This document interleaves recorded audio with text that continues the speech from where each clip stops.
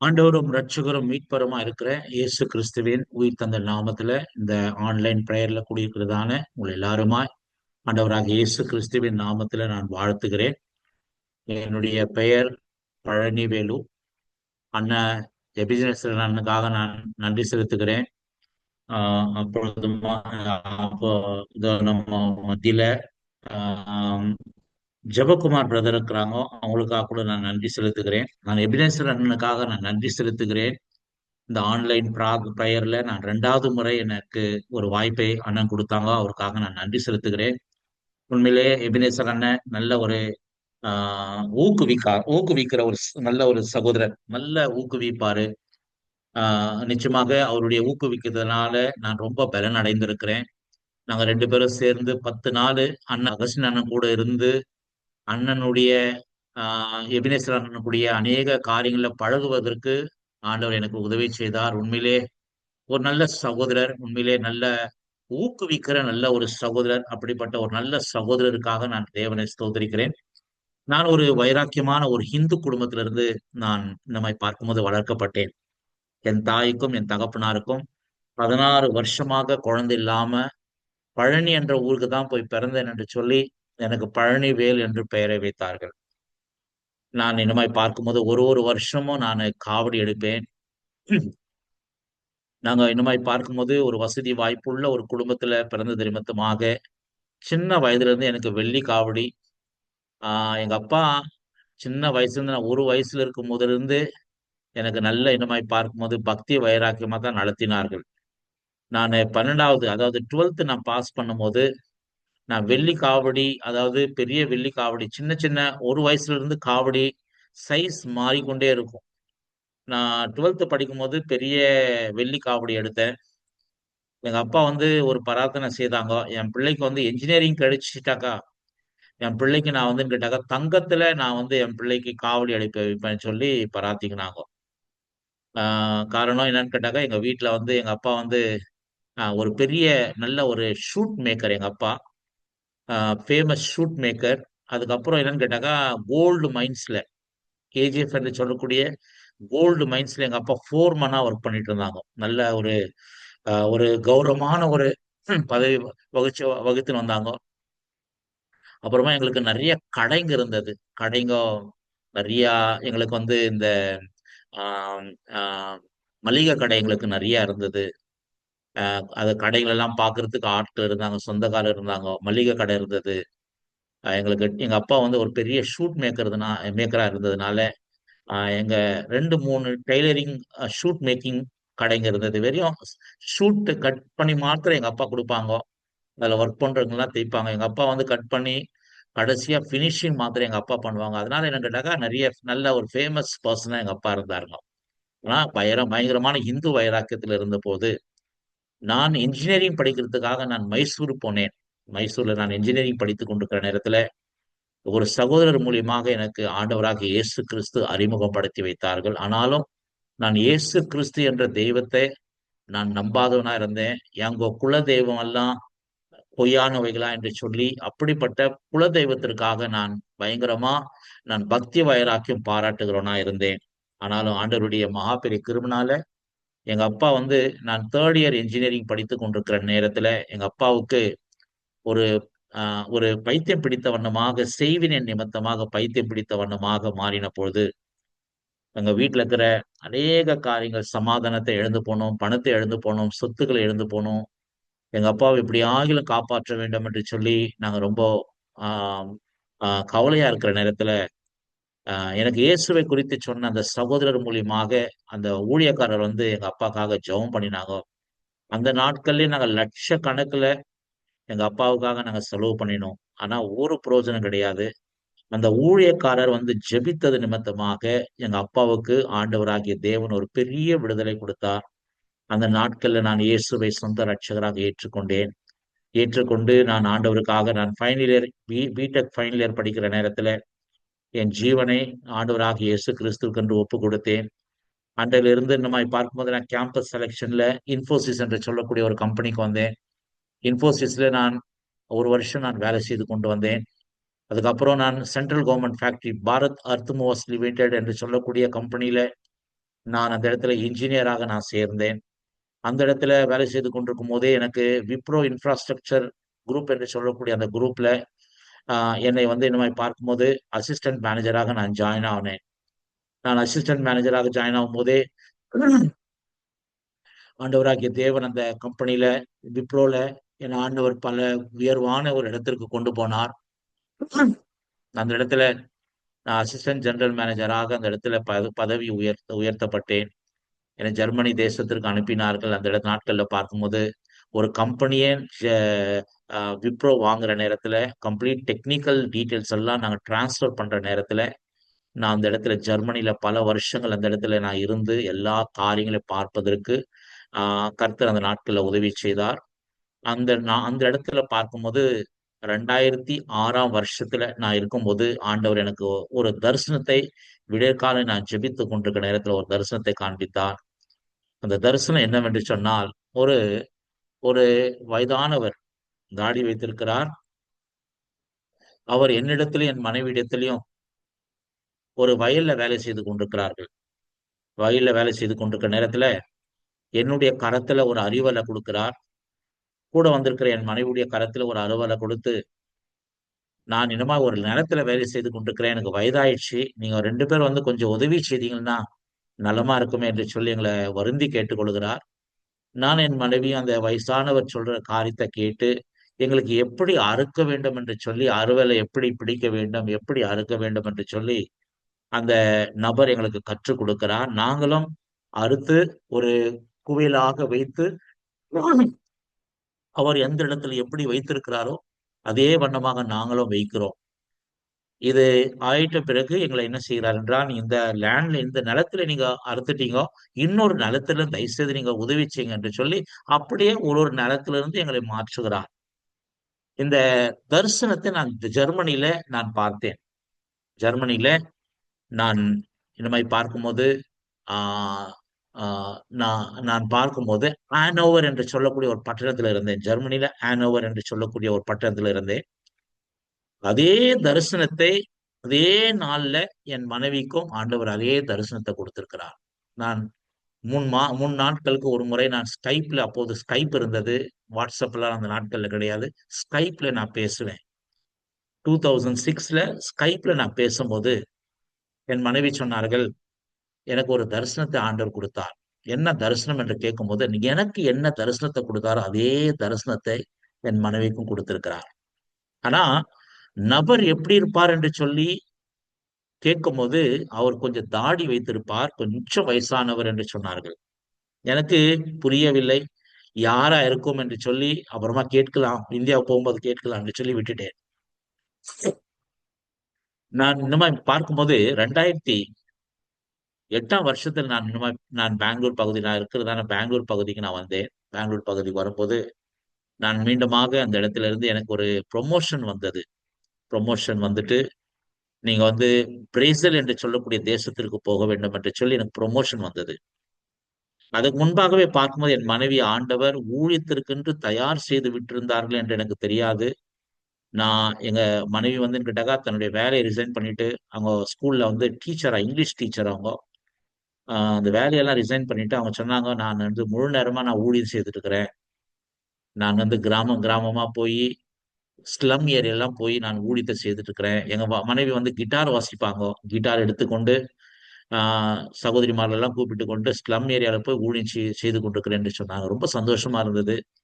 அதே நாட்கள்ல பார்க்கும்போது நான் பலஹாஷா என்று சொல்லக்கூடிய டெல்லி பக்கத்துல ஜேசிபி அந்த கம்பெனிக்கு நான் பிசினஸ் விஷயமா போயிருக்கிற நேரத்துல நான் ஒரு ஹோட்டல்ல தங்கி இருக்கிறேன்.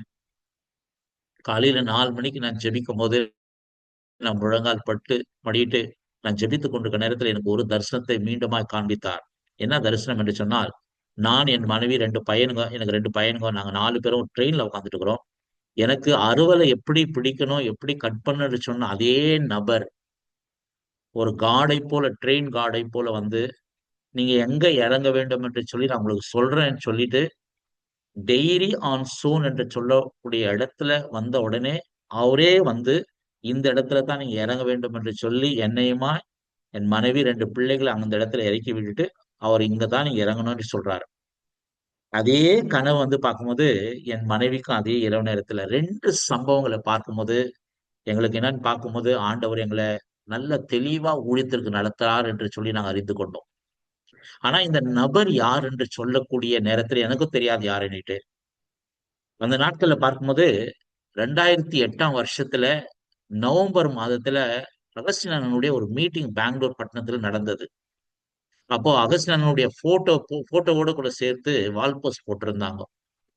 அப்ப எனக்கு இந்த நபரை பார்க்கும்போது எனக்கு ரொம்ப ஆச்சரியம். என்ன ஆச்சரியம்னாக்கா, இவர் தான் எனக்கு அறுவலை கொடுத்துட்டு இவர் தான் அறுக்க வேண்டும் என்று சொன்னவர் இதே முகம்தான்.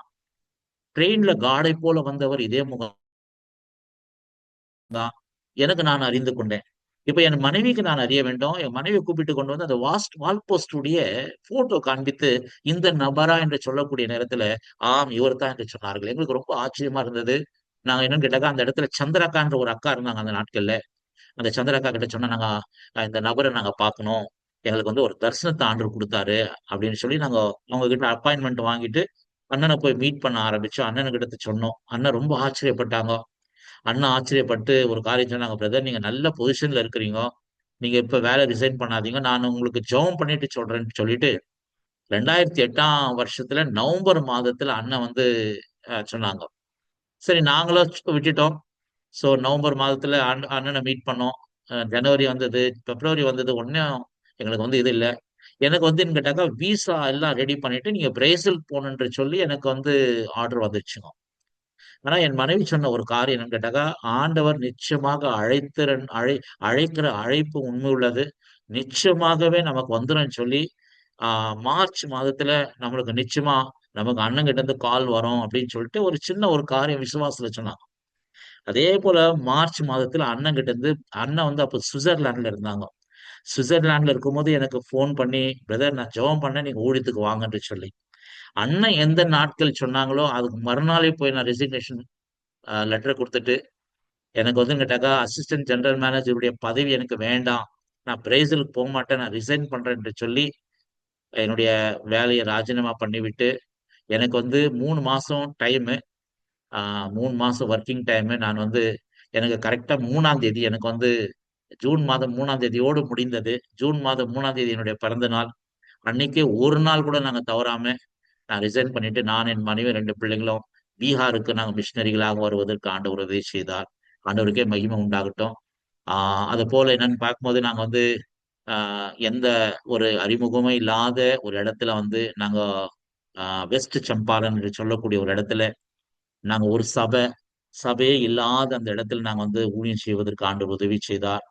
இந்த நாட்கள்ல பார்க்கும்போது பககா என்று சொல்லக்கூடிய நேபாள்ல ஒட்டி இருக்கிறதான ஒரு இடத்துல நாங்க எந்த சபையுமே இல்லாத இடத்துல நாங்க அந்த இடத்துல ஊழியம் செய்வதற்கு ஆண்டவர் உதவி செய்தார். நான் என் மனைவியும் அந்த இடத்துல நாங்க ஊழியத்தை தொடங்கினோம். ஊழியத்தை தொடங்கி கர்த்தருடைய மகா பெரிய கிருபைனால அநேக ஜனங்க ரட்சிக்கப்பட்டு திரளான ஜனக்கூட்டங்கள் ரட்சிக்கப்பட்டு கர்த்தர் பக்கமா வந்தார்கள். இன்றைக்கு அந்த சபையில பார்க்கும்போது கிட்டத்தட்ட 500 விசுவாசிகள் இருக்கத்தக்கதாய் கர்த்தர் கிருபை செய்தார். அது மாத்திரமல்ல, பக்கத்துல பைரோகேஜ் என்று சொல்லக்கூடிய இடத்துல நாங்க இன்னுமாய் ஆரம்பித்தோம். அந்த இடத்துல இன்றைக்கு சபை அந்த இடத்துலயும் ஒரு 300, 400 விசுவாசிகள் அந்த இடத்துல இருக்கிறார்கள். அதுக்கப்புறம் நாங்க அருணட்டான் என்று சொல்லக்கூடிய இடத்துல ஊழியம் செய்தோம். இப்போது பார்க்கும்போது அந்த இடத்துல ஒரு சபை கட்டப்பட்டு, அந்த இடத்திலுமாய் பார்க்கும்போது ஒரு 100 விசுவாசிகள் இருக்கத்தக்கதாய் ஆண்டவர் கிருபை செய்தார். அநேக ஹவுஸ் சர்ச்சஸ்களை உருவாக்குவதற்கு, அநேக லீடர்ஸ்களை உருவாக்குவதற்கு ஆண்டவர் உதவி செய்தார். இன்னுமாய் பார்க்கும்போது படிப்படியா ஆண்டவருடைய கிருபைனால நாங்க உயர்த்தப்பட்டு, நார்த் வெஸ்ட் ரீஜனுடைய ரீஜனல் சூப்பரிண்டென்டன்டாக ஆண்டவர் எங்களுக்கு அந்த பதவி உயர்வை கொடுத்து, இன்றைக்கு பார்க்கும்போது அநேக இடங்களிலே ஆர்எஸ்எஸ், பஜரங் தள் என்று சொல்லக்கூடிய மதவாத சக்திகள் நிறைந்திருக்கிற இடத்துல ஊழியத்தை நிறைவேற்றுவதற்கு ஆண்டவர் உதவி செய்து கொண்டிருக்கிறார். அண்ணன் எபினேசர் அண்ணன் சொன்னதைப் போல பலவிதமான இன்னல்கள், ரத்தம் சிந்தப்பட்ட ஒரு இடம், சப்ரா என்று சொல்லக்கூடிய ஒரு இடத்துல ரத்தம் சிந்தப்பட்ட ஒரு இடம். அந்த இடத்துல நாங்க சபை கட்டுவோம் என்று கொஞ்சம் கூட எங்களுக்கு நம்பிக்கையே கிடையாது. ஆனா இன்றைக்கு பார்க்கும்போது ஆண்டவருடைய மகா பெரிய கிருபைனால சப்ரால ஒரு பெரிய ஆக்ஷன் சென்டர் கட்டுவதற்கு ஆண்டவர் உதவி செய்தார். அந்த இடத்துல பார்க்கும்போது ஒரு ட்ரைனிங் சென்டர் இருக்கிறது. இந்த மாதிரி பார்க்கும்போது டெய்லரிங் யூனிட் இருக்கிறது. அந்த இடத்துல சபை ஒன்று கட்டப்பட்டு அந்த இடத்துல ஒரு 250, 300 விசுவாசிகள் வரத்தக்கதாய் கர்த்தர் கிருபை செய்து கொண்டிருக்கிறார். ஆண்டவருடைய மகா பெரிய கிருபை இந்த இடத்துல இன்றைக்கு சபை எவ்வளோ விரோதிகள் எழும்பின போதும் இப்போது சபை அந்த இடத்துல நடந்து கொண்டிருக்கிறது. இந்த இடத்துல நல்ல விசுவாசிகள், நல்ல ஆண்டவருக்காக பக்தி வைராக்கியமா இருக்கக்கூடிய விசுவாசிகள் ஆண்டவர் கொடுத்திருக்கிறார். அது மாத்திரமல்ல, சப்ரால இருந்து பார்க்கும்போது 18 கிலோமீட்டர் தூரம் இருக்கிறதான ரிவில்கஞ்ச் என்று சொல்லக்கூடிய இடத்துல நாங்க லேண்ட் வாங்கின பிறகு எந்த விதமான பிரச்சனை கிடையாது. லேண்ட் வாங்கி என்றைக்கு நாங்க கட்டுவதற்கு நாங்கள் ஆரம்பித்தோமோ அந்த நாள் தொடங்கி கிட்டத்தட்ட 3 வருஷமாக பலவிதமான போராட்டங்கள், பலவிதமான இன்னல்கள், பலவிதமான கோர்ட் கச்சேரிகள், எங்களை கொண்டு போய் போலீஸ் ஸ்டேஷன்ல எங்க ஊழியக்காரரை கொண்டு போய் அடித்த காரியம், த்ரெட்டனிங், நான் உன்னை ஒண்ணுமே இல்லாத பண்ணிடுவேன் என்று சொல்லி த்ரெட்டனிங். அதே போல அவருடைய பைக்கை திருடி கொண்டு போய் அவருடைய பைக் எல்லாவற்றுமா இன்னுமா விற்று போட்டு இது காசா அவங்க பண்ணிட்டு, நான் சொன்னேன் காசு அந்த திருடினது அவங்க தான்.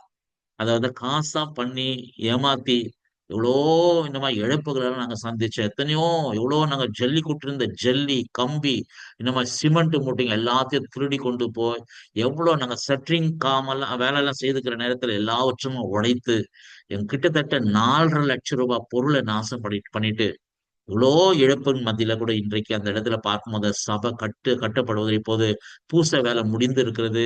பெயிண்டிங் வேலை செய்ய வேண்டும். அநேக காரியங்களை ஆண்டவர் செய்வதற்கு உதவி செய்து கொண்டிருக்கிறார். நாங்க அந்த இடத்துல ஒரு சபையை நாங்க நம்ம இப்ப நிறுவி அந்த இடத்துல பார்சனேஜமா கட்டுவதற்கு ஆண்டவர் உதவி செய்திருக்கிறார்.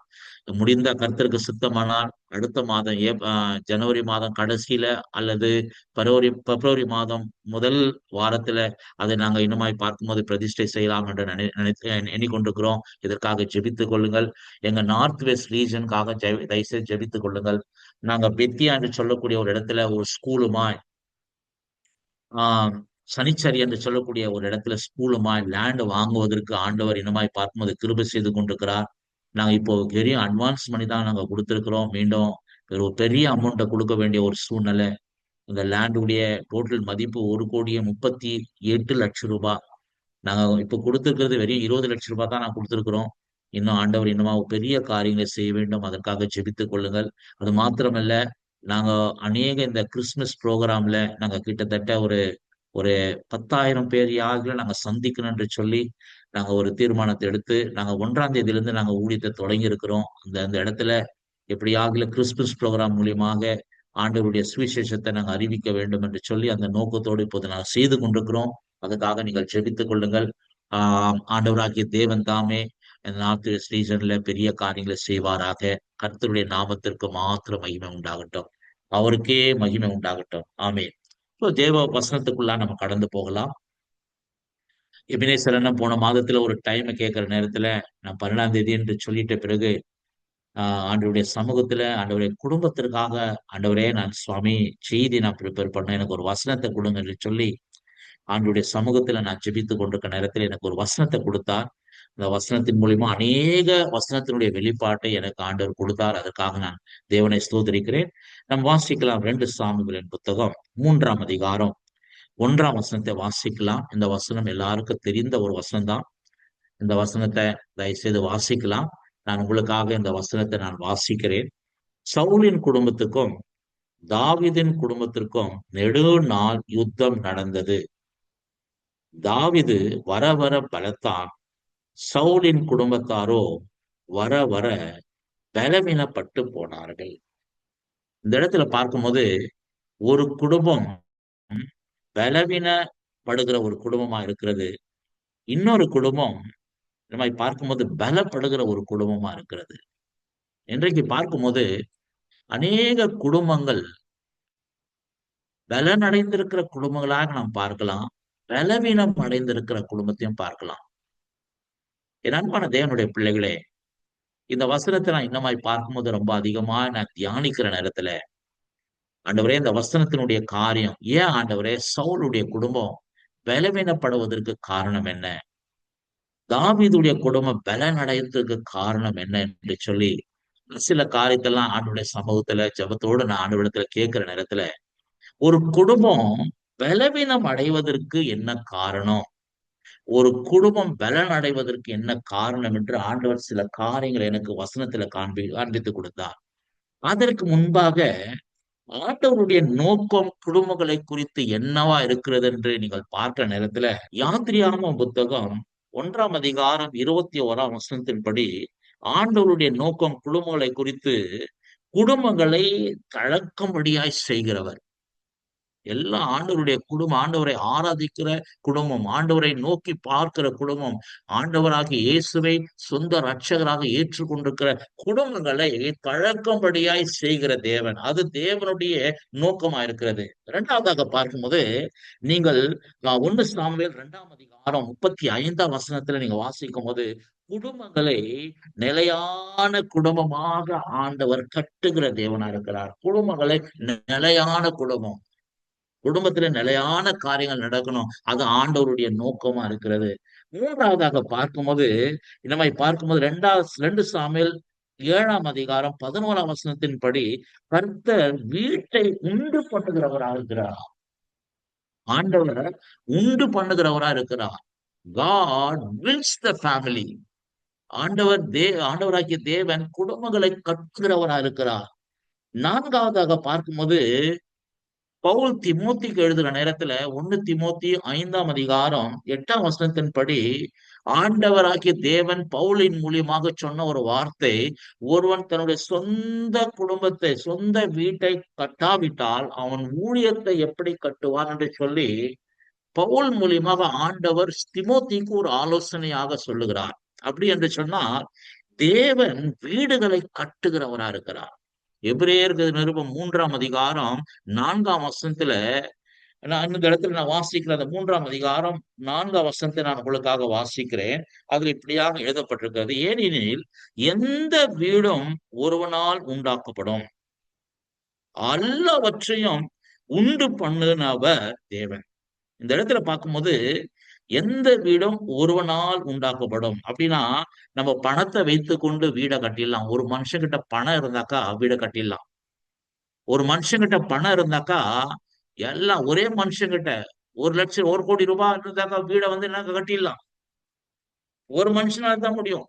ஒரு மனுஷன் கட்டிடலாம். ஆனா இந்த இடத்துல எல்லாவற்றையும் உண்டு பண்ணினவர் தேவன். எல்லாவற்றிலுமா என்னவென்று சொன்னா, ஒரு குடும்பத்துல தேவையான சமாதானம், ஒரு குடும்பத்திற்கு தேவையான சந்தோஷம், ஒரு குடும்பத்திற்கு தேவையான நிம்மதி, ஒரு குடும்பத்திற்கு தேவையான வீட்டின் ஆசீர்வாதம், ஒரு குடும்பத்திற்கு தேவையான ஒருவருக்கொருவருக்குள்ளா இருக்க அன்பு, இதை எல்லாவற்றுமாய் தருகிறவர் ஒருவர். அவர் யார் என்றால் தேவன்.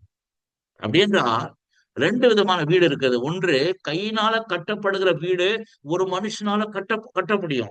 ஆனா அந்த குடும்பத்திற்கு தேவையான எல்லாவற்றுமாய் கொடுக்கிறவர் தேவன். அப்படி என்று சொன்னால் ஆண்டவர் குடும்பத்தின் மேல அவ்வளவு அக்கறை உள்ளவரா இருக்கிறார். அவ்வளவு அக்கறை உள்ளவரா இருக்கிறார். என் அன்பான தேவனுடைய பிள்ளைகளே, ஆண்டவராகிய தேவன் இந்த இடத்துல சவுலுடைய குடும்பம் பலவீனப்பட்டது என்று சொல்லக்கூடிய காரணம் என்ன? இன்றைக்கு குடும்பங்கள் ஏன் பலவீனப்படுகிறது? நீங்கள் அப்படியாக பார்க்கிற நேரத்துல சவுலுடைய குடும்பத்தை பார்க்கும்போது வேதம் சொல்லுகிறது, ரோமருக்கு நிருபம் 8 அதிகாரம் அதனுடைய 6 வசனத்துல இப்படியாக சொல்லப்பட்டிருக்கிறது, மாம்சத்தின் சிந்தை மரணம், ஆவின் சிந்தையோ ஜீவனும் சமாதானமும். எந்த குடும்பத்துல மாம்சமான கிரியைகள் எந்த குடும்பத்துல இருக்கிறதோ அந்த குடும்பத்தை நம்மை பார்க்கும்போது அந்த குடும்ப பலவீனம் அடையும். தேவனுடைய ஆலோசனை இல்லாமல், தேவனுக்கு விருப்பம் இல்லாத காரியங்கள் எந்த குடும்பம் சரீர ரீதியாக செய்கிறதோ, மாம்சத்தின் படி நடக்கிறதோ, அந்த வீடு பலவீனப்பட்டு போகும். இரண்டாவதாக பார்க்கும்போது பலவீனப்படுத்துகிற காரியம் எதுவா இருந்தாலும், என்றைக்கு நாம் தேவனுடைய ஆலோசனை இல்லாமல் நம்ம குடும்பத்துல சில காரியங்களை நிர்ணயிக்கிறோமோ, தேவனே இல்லாதபடிக்கு நம்ம எந்த காரியத்துல தேவனுக்கு முக்கியத்துவம் கொடுக்காத படிக்கு எந்தெந்த காரியத்தை எல்லாம் நாம் செய்வதற்கு நினைக்கிறோமோ அந்த காரியம் மாத்திரமல்ல, அந்த குடும்பம் பலவீனப்படும். என் அன்பான தேவனுடைய பிள்ளையே, ஒரு சின்ன நான் உதாரணத்தை நான் சொல்லி நான் இனிமே பார்க்கும்போது ஒரு அந்த செய்திக்குள்ள நான் தொடர்ந்து நான் கடந்து போகலாம்னு நினைக்கிறேன். ஒரு வீடு, நல்ல ஒரு கிறிஸ்துவ குடும்பம், பெங்களூர் பட்டணத்துல இருக்கிறாங்க. நல்ல ஒரு துணி வியாபாரம் செய்கிறவங்க, வீட்டுல வீட்டுல பார்க்கும்போது ஒரு டெக்ஸ்டைல் கடை கிடையாது. அந்த அம்மாவுடைய வேலைன்னு கேட்டாக்கா வெறும் துணிகளை அவங்க குஜராத்ல இருந்து அவங்க வந்து கேட்டாங்க அங்கிருந்து எட்டுன்னு வருவாங்க துணிகளை நல்லா கம்மி ரேட்டு கொடுத்து நல்ல வியாபாரம், துணி வியாபாரம், சாரிங்களை நல்லா சேல் பண்ணுவாங்க. நல்லா சேல் பண்ணுவாங்க. ஹஸ்பண்டுக்கு வந்துன்னு கேட்டாக்கா ஷிப்ல ஒர்க் பண்றாரு. ஹஸ்பண்ட் ஷிப்ல ஒர்க் பண்றாரு. அதே போல பையனும் ஷிப்ல ஒர்க் பண்றான். பொண்ணுக்கு வந்துன்னு கேட்டாக்கா மாப்பிள்ளை பார்க்கணும். அவங்க நல்ல ஒரு குடும்பத்தை, பக்தி வைராக்கியமான ஒரு கிறிஸ்துவ குடும்பத்தை சேர்ந்தவங்க, நல்ல ஒரு அருமையான ஒரு சபைக்கு பெங்களூர்ல போய் கொண்டிருக்கிறாங்க.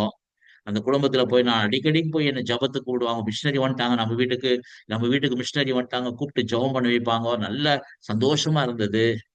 எங்க கிட்ட ஒரு காரியத்தை கேட்டாங்க, பிரதர் எங்க பிள்ளைக்கு ஒரு நல்ல ஒரு வரன் வந்திருக்குது, ரொம்ப நல்லா இருக்கு. பையன் வந்து அமெரிக்கால இருக்கிறான், அமெரிக்கால வந்து சாஃப்ட்வேர் இன்ஜினியர். நான் கேட்ட ஒரே ஒரு கேள்வி, சிஸ்டர் பையன் வந்து ரட்சிக்கப்பட்டிருக்கிறானா, பையன் கிறிஸ்துவனா என்று கேட்கிற நேரத்துல, பிரதர் இல்ல பிரதர், அவன் வந்து கிறிஸ்தவன் கிடையாது, ஆனா நல்ல குடும்பம் பிரதர், நல்ல சம்பாதிக்கிறான் பிரதர். நான் கேட்டேன், ஆண்டவர்கிட்ட கேட்டீங்களா, ஆண்டவர் ஜெபம் பண்ணீங்களா, பிரதர் அதுல கேட்கறதுல எதுவும் இல்ல பிரதர், நல்ல குடும்பம் ஆச்சே, ஆண்டவர் தானே தராருன்னு சொல்லி கல்யாணம் பண்ணிட்டாங்க. பிள்ளை வந்து அமெரிக்காக்கு போச்சு. அமெரிக்காக்கு போயிட்டு அந்த இடத்துல ஒரு மாதம் கூட கிடையாது. அந்த பிள்ளைக்கு ஒரு பெரிய ஷாக்கிங் என்னன்னு கேட்டாக்கா, அந்த மாப்பிள்ளை ஏற்கனவே ஒரு அமெரிக்கா ஐக்கிய தேசத்துல இருக்கிறதான ஒரு அமெரிக்கனோடு கூட ஒரு உறவுல வாழ்ந்து கொண்டிருக்கிற ஒரு சகோதரன் என்று கேள்விப்பட்டு, அவங்க மகளை வந்து இப்ப பார்க்கும்போது 3 வருஷம் ஆயிடுச்சு, வீட்டுலதான் இருக்குது. நான் கேட்ட ஒரே ஒரு காரியம், சிஸ்டர் நீங்க ஆண்டவர்கிட்ட கேட்டீங்களா, சாத்தான் பலவீனப்படுத்தக்கூடிய காரியம் நம்முடைய விசுவாசத்தை, நம்முடைய மனசாட்சியை.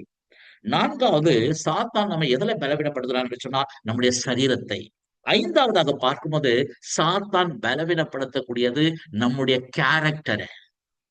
நம்முடைய கேரக்டரை சாத்தான் பலவீனப்படுத்துவான். நான் எப்படி சாத்தான் நம்முடைய குடும்பங்களை பலவீனப்படுத்துகிறான்? நீங்கள் எபேசியருக்கு நிருபம் 5ஆம் அதிகாரத்திலிருந்து நீங்க 22ஆம் வசனத்திலிருந்து 6ஆம் அதிகாரம் 4ஆம் வசனத்துல வரலமா வாசிக்கும் போது, அந்த இடத்துல குடும்பங்களை குறித்து, குடும்பத்தினுடைய காரியங்களை குறித்து பவுல் அடிகளார் எபேசுக்கு எழுதின சபைக்கு என்னமாய் பார்க்கும்போது எழுதி வைத்திருக்கிறார். நான் இன்னமாய் பார்க்கும்போது இந்த வசனங்களை ஒவ்வொன்றாக உங்களுக்காக நான் வாசிக்கிறேன். 22ஆம் வசனத்தை, மனைவிகளே கர்த்தருக்கு கீழ்ப்படுகிறதை போல உங்க சொந்த புருஷருக்கு நீங்கள் கீழ்ப்படியுங்கள். இதுதான் தேவனுடைய வசனம். ஆனா எந்த குடும்பத்துல சாத்தான் பலவீனப்படுத்துகிற ஒரு குடும்பமா இருக்கிறதோ, அந்த இடத்துல மனைவிகள் கர்த்தருக்கு கீழ்ப்படியாமல் சொந்த புருஷருக்கும் கீழ்ப்படியாது இருக்கிறாங்க. ஏன்னா அதுதான் சாத்தானுடைய வேலை. நீங்கள் 5ஆம் அதிகாரம் 22ல இருந்து 6ஆம் அதிகாரம் 4 வசனம் வரணும் வாசிக்கிற நேரத்துல, இந்த இடத்துல எழுதப்பட்டிருக்கிற வார்த்தைகளுக்கு விரோதமாகவே சாத்தான் கிரியை செய்வான். அதுக்கு முதலாவதாக சாத்தான் யூஸ் பண்ற டூல் என்ன கேட்டாக்கா, கணவனும் மனைவியும். கணவன் மனைவியும்.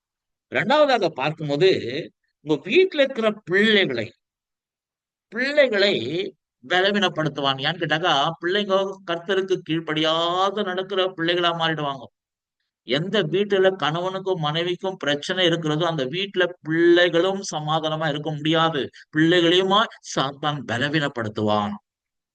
என் அன்பான தேவனுடைய பிள்ளைகளே, கர்த்தர் கர்த்தருடைய இன்னுமாய் பார்க்கும்போது சமாதானத்தோடு சந்தோஷத்தோடு இருக்கக்கூடிய குடும்பங்களிலே சாத்தான் முதலாவது பலவீனப்படுத்துகிற காரியம் குடும்பம். என் அன்பான தேவனுடைய பிள்ளைகளே, உங்க குடும்பத்தை சாத்தான் பலவீனப்படுத்த விடாதிருங்கள். உங்க குடும்பத்தை சாத்தான் பலவீனப்படுத்துவதற்கு நீங்கள் விட்டு விடுவீர்களானால், சவுலுடைய குடும்பத்தை போல உங்க குடும்பம் மாறிடும். அதனால எப்ப வந்து கணவன் மனைவிக்குள்ளாக பிரச்சனை வருகிறதோ, போராட்டங்கள் வருகிறதோ, கணவன் மனைவி செய்யக்கூடிய ஒரே ஒரு காரியம், ஆண்டவராக இயேசு சொன்ன ஒரு காரியம், சூரியன் அஸ்தமிப்பதற்கு முன்பாக நாம் ஒப்புரவாக ஆக வேண்டும். இது ரொம்ப முக்கியமான காரியம். பிள்ளைகளுக்கு முன்பாக நம்முடைய வாழ்க்கை, கணவன் மனைவியுடைய வாழ்க்கை ஒரு சாட்சியாக இருக்க வேண்டும்.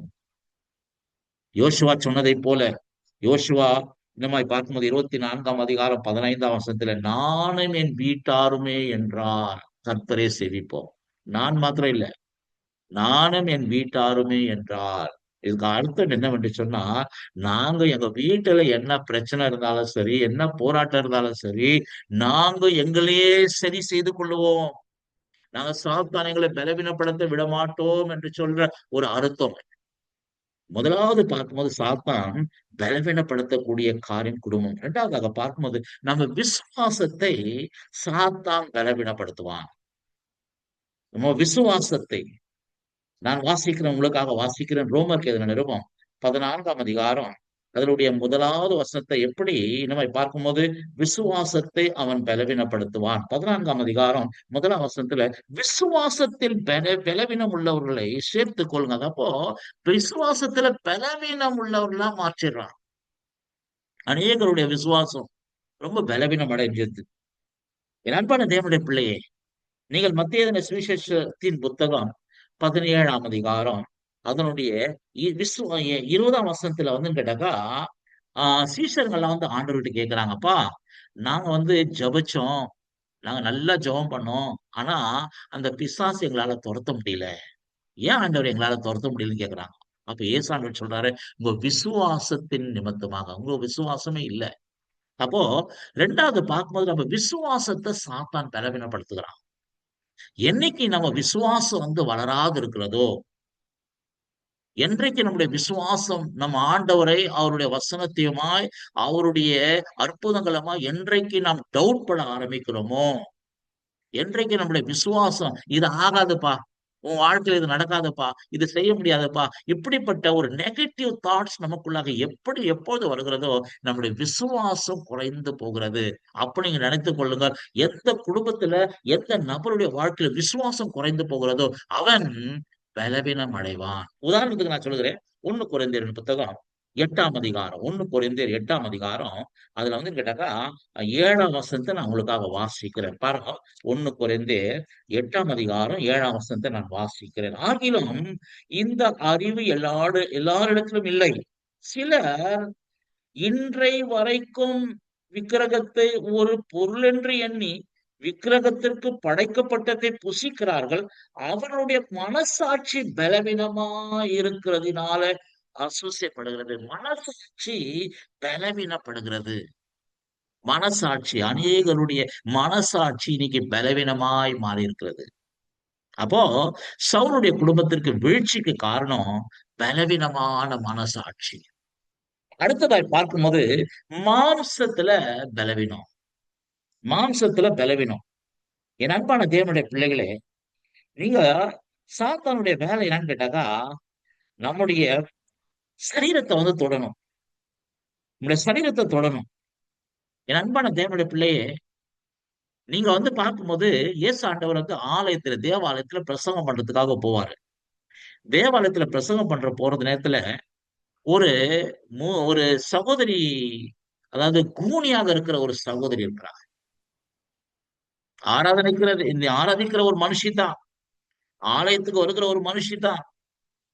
தேவனை ஆராதிப்பதற்காக ஓய்வு நாள அனுசரிக்கிற ஒரு நல்ல ஒரு ஸ்திரீ தான். ஆனா அவளை சாத்தானானவன் அவளுடைய சரீரத்தை கட்டி வைத்திருக்கிறான். சரீரத்தை கட்டி வச்சிருக்கிறான். இன்னைக்கு நிறைய பேர் ஆலயத்துக்கு போறாங்க, நல்ல குடும்பமா போறாங்க. ஆனாலும் அவங்களுக்கே தெரியாது இருக்கிறது, சாத்தான் அவங்களுடைய சரீரத்தை கட்டி வச்சிருக்கிறான். ஏன்? சாத்தானுடைய வேலை என்னன்னு கேட்டாக்கா, அவங்க சரீரத்தை கூட பலவீனப்படுத்துற காரியம். என் அன்பான தேவனுடைய பிள்ளையே, இன்றைக்கு நம்ம சரீரத்தை எப்படியெல்லாம் சாத்தான் பலவீனப்படுத்தி வைத்திருக்கிறான் என்பதை நமக்கு நன்றாக தெரியும். நாங்க ஒரு சகோதரி எங்க சபைக்கு கூட்டு கொண்டு வந்தாங்க. நான் பெத்தியான்ற ஒரு இடத்துல நான் ஊழியம் செய்து கொண்டிருக்கிறேன். இந்த சபைக்கு நான் போதகராகவும் இருக்கிறேன். அந்த சபையில ஒரு 450 பேர் இருக்கிறாங்க. ஒரு சகோதரியை அழைத்து கொண்டு வந்தாங்க. நல்லா பேப்டிசம் எடுத்திருக்காங்க பிரதர். நல்ல பரிசுத்தாவின் அபிஷேகத்தெல்லாம் பெற்றிருக்கிறாங்க. நீங்க பிரதர் ரொம்ப ரொம்ப ரொம்ப இதுவா இருக்கிறாங்க. அவங்களுக்கு வந்து என்னன்னா ரொம்ப பலவீனமா இருக்கிறாங்க பிரதர் அப்படின்னு சொல்லிட்டு. வந்து பலவீனமா தான் இருக்கிறாங்கன்னு சொல்லிட்டு கை வச்சு ஜபிக்கிற நேரத்துல அவங்களுக்குள்ள ஒரு ஆவி பேசுது. நான் நினைச்சேன்ப்பா, பேப்டிசம் எடுத்திருக்காங்க. பரிசுத்தாவின் அபிஷேகத்தை பெற்றுன்னு அந்நிய பாஷையில பேசுறாங்க. நல்ல ஸ்ட்ராங் விசுவாசியா இருக்கிறாங்கன்னு பார்த்தேன். பார்த்தாதான் அப்பதான் தெரியுது. அவங்க சரீரத்தை வந்து சாத்தான் கட்டி வச்சிருக்கிறான். இன்னைக்கு நிறைய பேருடைய சரீரத்தை ஏன் கட்டி வச்சிருக்கிறான்னு கேட்டாக்கா, சாத்தானுடைய வேலைய வீணப்படுத்துகிற காரியம். என் அன்பான தேவனுடைய பிள்ளைகள், அடுத்ததாய் பார்க்கும்போது நம்முடைய கேரக்டரை வந்து கேட்டாக்கா பலவீனப்படுத்துற காரியம். நம்ம கேரக்டர், என் அன்பான தேவனுடைய பிள்ளையே, நம்ம கேரக்டரை பலவீனப்படுத்துகிற காரியம். யோசித்து பாருங்க. தாவீது தேவனுடைய இருதயத்துக்கு ஏற்ற ஒரு மனுஷன். இருதயத்திற்கு ஏற்ற மனுஷன். அவன் யுத்தத்திற்கு போக வேண்டும். யுத்தத்திற்கு போகக்கூடிய ஒரு சூழ்நிலையில அவன் வந்து உப்புரைக்கு இந்த மாதிரி மேல போகிறான். பெர்ஷிபாவை பார்க்கறான். விழுந்துடுறான். நினைக்கிறான். யாரும் தெரியாது. நான் செய்தது யாருக்கும் தெரியாது. நான் ஊரியாவை கொன்றது யாருக்கும் தெரியாது. நான் பெர்ஷிபாவோட கூட நான் இன்னுமாய் தவறான காரியத்தை செய்தது யாருக்கும் தெரியாது. என் அன்பான தேவனுடைய பிள்ளையே, இன்றைக்கு பார்க்கும்போது சாத்தானுடைய வேலை என்னவென்று சொன்னால், எப்படி பலவீனப்படுத்துகிறான் என்று சொன்னால், கேரக்டரை பலவீனப்படுத்துகிறான். கேரக்டர். இதுக்காகத்தான் சவுலுடைய குடும்பம் இந்த மாதிரி பார்க்கும்போது இந்த மாதிரி பார்க்கும்போது பலவீனப்பட்டு போனது காரணம். அடுத்ததாக பார்க்கும்போது தாவீதுடைய குடும்பத்தை சொல்லுகிறது. தாவீதுடைய குடும்பம் என்னன்னு கேட்டாக்கா, வேற வர இந்த மாதிரி பார்க்கும்போது பலப்பட்டது என்று சொல்லப்பட்டிருக்கிறது. பலப்படுவதற்கு காரணம் என்ன? பலப்படுவதற்கு காரணம் என்னவென்று சொன்னால், நான் இந்த மாதிரி பார்க்கும்போது 7 இடத்துல 4 காரியத்தை நான் சொல்லலாம் என்று நினைக்கிறேன். முதலாவதாக, பலப்படுவதற்கு காரணம் தேவனுடைய கிருபை. தேவனுடைய கிருபை. எந்த மனுஷன் தேவனுடைய கிருபை சார்ந்து கொண்டிருக்கிறானோ, இங்கிலீஷ்ல கிரேஸ் என்று சொல்லுவார்கள். கிரேஸுக்கு இங்கிலீஷ்ல ஒரு நல்ல ஒரு இந்த மாதிரி பார்க்கும்போது ஒரு காரியம் இருக்குது. கிரேஸ் என்று சொன்னா God's riches at price expense. இன்னொரு மாதிரி நான் சொல்லுகிறேன். கிரேஸ் என்று சொன்னால் God's God's riches at price expense. இத வந்து கேட்டாக்கா, ஆண்டவருடைய காரியத்தை எப்போதுமே நம்புவாங்க. பலவீனத்துல கூட, ஆண்டவரே, பவுல் சொல்வதை போல, ஆண்டவரே, என்னுடைய பலவீனம் கர்த்தாவே ரொம்ப அதிகமா இருக்கிறது. ஆண்டவர் சொல்லுவாரு, நீ வந்து உன்னுடைய பலவீனத்தெல்லாம் என்கிட்ட வந்து நீ ஒத்துக்கின. இதனாலதான் நான் என்ன பண்ணுவேன், நான் உனக்கு கிருபையை பெருக பண்றேன். எந்த ஒரு குடும்பம் ஆண்டவருடைய சமூகத்துக்கு போய், எந்த ஒரு கணவன் மனைவி ஆண்டவருடைய சமூகத்துக்கு போய், ஆண்டவரே, நாங்க தவறு செய்துட்டோம் ஆண்டவரே, என் மனைவியும் தவறு செய்துட்டா, நானும் தவறு செய்துட்டேன், ஆண்டவரே எங்களை மன்னியும் என்று சொல்லி 2 பேர் ஒருமனப்பட்டு எந்த குடும்பம் ஆண்டவருடைய சமூகத்துல தங்களே ஒப்பு கொடுக்கிறதோ, அந்த குடும்பத்துல ஆண்டவருடைய கிருபை பெருகும். இங்க பாருங்க, திமோத்திக்கு எழுதுற நேரத்துல பவுல் இப்படியாக ஒரு காரியத்தை எழுதுகிறார். 2 தீமோத்தேயுவின் புத்தகம் 2ஆம் அதிகாரம் 1ஆம் வசனத்துல திமோத்திக்கு எழுதுற நேரத்துல அவர் இப்படியாக எழுதுகிறார். ஆதலால் என் குமாரனே, நீ கிறிஸ்து இயேசுவில் உள்ள கிருபையில் பலப்படு. அப்போ எந்த குடும்பம் நல்ல பலனடையும் என்று சொன்னா, எந்த குடும்பம் கிறிஸ்துவின் கிருபையில பலப்படுகிறதோ, அந்த குடும்பம் பலப்படும். இன்றைக்கு எத்தனை பேர் நம்ம ஆண்டவராகிய இயேசு கிறிஸ்துவின் கிருபையில பலப்படுறோம்? கிருபை வந்து இன்னைக்கு தவறாக பயன்படுத்தப்படுகிற ஒரு காலத்தில் நாம் இருக்கிறோம். இன்றைக்கு கிருபை கிருபை என்று சொல்லி அநேகர் அந்த கிருபையை தவறாக பயன்படுத்துகிற ஒரு காலகட்டத்தில் இருக்கிறோம். ஆனா கிருபை நம்ம பலவீனத்தை எல்லாவற்றுமா சொல்லி, நம்முடைய தவறுகள் எல்லாவற்றுமா சொல்லி, ஆண்டவரே, இவ்வளெல்லாம் ஆண்டவரே, நான் தவறான ஒரு வாழ்க்கை வாழ்ந்து கொண்டிருக்கிறேன், என் குடும்பம் தவறான ஒரு வாழ்க்கை வாழ்ந்து கொண்டிருக்கிறது, இதுல ஆண்டவரே எங்களுக்கு ராஜா சுவாமி மீண்டுமா ஒரு நாங்க இதுல இருந்து மீண்டு வருவதற்கு எங்களுக்கு உங்களுடைய கிருபை தாரும் என்று சொல்லி, ஆண்டவராகிய இயேசு கிறிஸ்துவின் கிருபையே நாடுகிற குடும்பங்களை ஆண்டவர் பலப்படுத்துகிறார். சவுல் தாவீதுடைய குடும்பம் பலப்படுவதற்கு காரணம், முதலாவதாக குறைகள் இருந்தது, குற்றங்கள் இருந்தது, அநேக காரியங்கள் இருந்தது. ஆனாலும் அந்த குடும்பம் கிருபையை சார்ந்து வாழ்கிற குடும்பமா இருக்கிறது. இந்த கிருபை எப்படி நம்ம சம்பாதிக்க முடியும் என்று சொன்னால், புலம்பலின் புஸ்தகம் 3ஆம் அதிகாரம், புலம்பலின் புஸ்தகம் 3ஆம் அதிகாரத்துல 22, 23ஆம் வசனம் இப்படியாக சொல்கிறது. 22, 23ஆம் வசனம் இப்படியாக சொல்கிறது. என்ன சொல்கிறது என்று சொன்னால், நாம் நிர்மூலமாகாதிருக்கிறது தேவனுடைய கிருபையே. அவருடைய இரக்கங்களுக்கு முடிவில்லை. அவைகள் காலை தோறும் புதியவைகள். உமது உண்மை பெரிதா இருக்கிறது. அப்போ அந்த கிருபை ஒரு மனுஷனுக்கு எப்ப பெருகுது என்று சொன்னா, அவன் அதிகாலையில் அந்த குடும்பம் கர்த்தரை தேடணும். என் அன்பான தேவனுடைய பிள்ளையே, கிருபை கிருபை கிருபை என்று சொல்லி பாடுகிறார்கள். கிருபை கிருபை என்று சொல்லி கிருபையை குறித்து பிரசங்கம் பண்ணுகிறார்கள். ஆனால் அந்த ஒரு மனுஷனுக்கு கிருபை எப்ப பெருகும் என்று சொன்னால், காலையில எந்த குடும்பம் ஆண்டவரை தேடுகிறதோ அந்த குடும்பத்துல கர்த்தருடைய கிருபை பெருகும். என் அன்பான தேவனுடைய பிள்ளைகளே, அந்த கிருபை தான் நம்ம குடும்பத்தை காப்பாற்றும். அந்த கிருபை தான் நம்ம குடும்பத்தை பலப்படுத்தும். இரண்டாவதாக பார்க்கும்போது, ஆண்டவர் இன்னமாய் பார்க்கும்போது ஒரு குடும்பத்தை எப்படி பலப்படுத்துகிறார் என்று சொன்னால், லூக்கா எழுதின சுவிசேஷ புத்தகம் முதலாவது நம்ம கிருபினால் நம்ம பலப்படுகிறோம் என்று நாம் வாசித்தோம். இரண்டாவதாக பார்க்கும்போது லூக்கா எழுதின சுவிசேஷ புத்தகம் 1 80 வசனத்தை நான் உங்களுக்காக வாசிக்கிறேன். 1 80 வசனத்தை வாசிக்கிறேன். அந்த பிள்ளை வளர்ந்து ஆவில பலன் கொண்டு இஸ்ரவேலுக்கு தன்னை காண்பிக்கும் நாள் வரைக்கும் வனாந்திரத்துல இருந்தான். இது யோவான் ஸ்தானங்களை குறித்து சொல்லப்பட்டிருக்கிறது. ஆவில பலன் படுகிற குடும்பத்தை ஆண்டவர் என்ன செய்வார் சொன்னா பலப்படுத்துவார். எந்த குடும்பம் ஆவில பலன் கொள்வதற்கு தன்னை ஒப்பு கொடுக்கிறதோ, ஆவில பலன்படுவதற்கு தன்னை ஒப்பு கொடுக்கிறதோ அந்த குடும்பத்தை ஆண்டவர் பலப்படுத்துவார். இரண்டாவதாக பார்க்கும்போது ஆண்டவருடைய ஆவில பலன் கொள்ளுகிறவர்களுடைய குடும்பத்தை ஆண்டவர் பலப்படுத்துகிறார். மூன்றாவது பார்க்கும்போது பேசியர் 6 அதனுடைய 10 பார்க்கும்போது அப்படியாக சொல்லப்பட்டிருக்கிறது. கடைசியாக என் சகோதரரே, கர்த்தரிலும் அவருடைய சத்துவத்தின் வல்லமையிலும் பலப்படுங்கள். அப்போ மூணாவதாக பார்க்கும்போது ஒரு குடும்பம் எப்படி பலப்படுகிறது என்று சொன்னால், அவருடைய சத்துவத்தினால, அவருடைய வல்லமையினால. அப்படி என்று சொன்னா ஒரு மனுஷன் தேவனுடைய ஆவினால பலப்பட்டிருக்கிற மனுஷன் அவருடைய சத்துவத்தின் மேலும் அவருடைய வல்லமையில பலப்படுவான். இது எப்படின்னு கேட்டாக்கா, filling in the Holy Spirit, filling in the anointing of the Holy Spirit. ஆண்டவருடைய ஆவினாலே எப்போதுமே அந்த சத்துவத்துல இருக்கிற குடும்பம். இப்படி என்று சொன்னால், நான் இன்னுமாய் பார்க்கும்போது இப்படி சொல்லுவேன், ஆவியில நடக்கிற குடும்பம் என்ன யார் என்று சொன்னால், வெறும் அந்நிய பாஷை பேசுகிறவங்க மாத்திரம் இல்லை.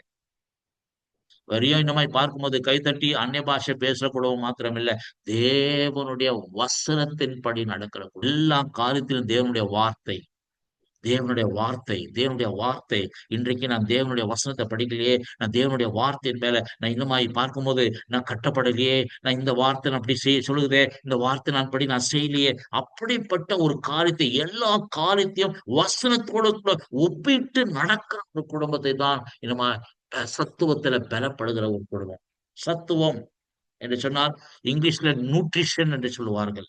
நியூட்ரிஷன் ஃபுட், நியூட்ரிஷியஸ் ஃபுட் அப்படி என்றால் நல்ல சத்துவம், நல்ல ஆகாரம், நல்ல பலனுள்ள ஆகாரம். அது எங்க கிடைக்குன்னு கேட்டாக்கா, நம்முடைய ஆத்மாவுக்கு தேவ வசனத்தின் மூலியமா. அப்போ ஒரு குடும்பம் பலப்படுவதற்கு தேவனுடைய சத்துவம் ரொம்ப முக்கியமான காரியம். அந்த சத்துவம் தான் தேவனுடைய வசனம், அதுல பலப்படுகிற காரியம். நீங்க 3 இந்த வேதத்துல சொல்லப்பட்டிருக்கிறது. 1 சாமுவேல் 30 அதிகாரம் 1 சாமுவேல் 30 அதிகாரம் தேவனுடைய சத்துவம் தாவீதோடு கூட இருந்தது நிமித்தமாகத்தான் வேதம் சொல்லுகிறது. 1 சாமுவேல் 30 அதிகாரம் நான் உங்களுக்காக வாசிக்கிறேன். 1 சாமுவேல் 30 அதிகாரம் 6 வசனத்துல இப்படியாக சொல்லுகிறது. 30 தாவீதுக்கு பிரச்சனை வருகிற நேரத்துல, போராட்டங்கள் வருகிற நேரத்துல வசனம் இப்படியாக சொல்கிறது. 30 அதிகாரம் 6 வசனத்தை நான் வாசிக்கிறேன். தாவீது மிகவும் நெருக்கப்பட்டான். தாவீதுடைய குடும்பம் தாவீதுக்கு ரொம்ப நெருக்கப்பட்டான். சகல ஜனங்களும் தங்கள் குமாரத்தி நிமித்தம் மன கிளேசமானதினால் அவனை கல்லெறிய வேண்டும் என்று சொல்லிக் கொண்டார்கள். அவ பார்க்கும்போது தாவீது தன் தேவனாகிய கர்த்தருக்குள் தன்னை திடப்படுத்தி கொண்டான். என் அன்பான தேவனுடைய பிள்ளையே, ஒரு மனுஷன் எப்படி தன்னையே பிரச்சனைகள் வருகிற நேரத்துல, ஒரு குடும்பம் எப்படி பிரச்சனைகள் வருகிற நேரத்துல, போராட்டங்கள் வருகிற நேரத்துல, எப்படி ஒரு குடும்பம் பலப்படும் என்று சொன்னால், தேவனுடைய வசனத்தினால, தேவனுடைய சத்துவமாக, வசனத்தின் மத்தமாக. என் அன்பான தேவனுடைய பிள்ளையே, ஆண்டவராகிய தேவன் குடும்பங்களை பலப்படுத்துவதற்கு மூன்றாவதாக ஆண்டவர் அவருடைய சத்துவமாகிய வசனத்தின் மூலியமாக. நான்காவதாக பார்க்கும்போது வேதம் சொல்லுகிறது ஒரு குடும்பம் எப்படி பலப்படும் என்று சொன்னா எபேசியருக்கு நிருபம் 6ஆம் அதிகாரம் 12ஆம் வசனத்துல இருந்து நீங்க 18ஆம் வசனம் வரலும் வாசிக்கிற நேரத்துல குடும்பங்களுக்கு விரோதமா எந்த விதமான போராட்டம் வந்தாலும் அந்த போராட்டத்துல ஒரு யுத்த களத்தை போல வேதம் சொல்லுகிறது நாம் சர்வாயுதங்களை நாம் தரித்து கொண்டிருக்கிற ஒரு குடும்பமா இருக்க வேண்டும். தேவனுடைய சர்வாயுதங்களை தேவனுடைய சர்வாயுதத்தை நாம் தரித்துக் கொண்டிருக்கிறவர்களா இருக்க வேண்டும். எந்த குடும்பம் தேவனுடைய சர்வாயுதத்தை தரித்துக் கொண்டிருக்கிற குடும்பமா இருக்கிறதோ அது பலவீனப்படாது, அது பலப்படும்.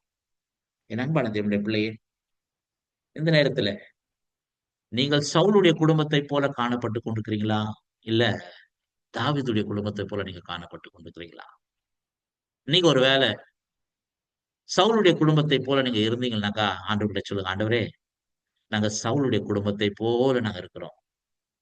நாங்க பலன் அடைந்து கொண்டிருக்கிறோம் ராஜா. ஆண்டவரே நாங்க சவுலுடைய குடும்பத்தை போல இருக்கக்கூடாது. நாங்க தாவீதுடைய குடும்பத்தை போல நாங்க பலன் அடைந்திருக்கிற குடும்பமாய் மாற்றும் என்று சொல்லி இந்த நேரத்துல தேவனுடைய சமூகத்துல நம்ம ஒப்பு கொடுத்து ஆண்டவரிடத்துல ஜெபிக்க போறோம். ஆண்டவராகிய தேவன் இந்த வசனத்தின் மூலியமா ஆண்டவர் நம்மை பலப்படுத்துவாராக. ஆமென்.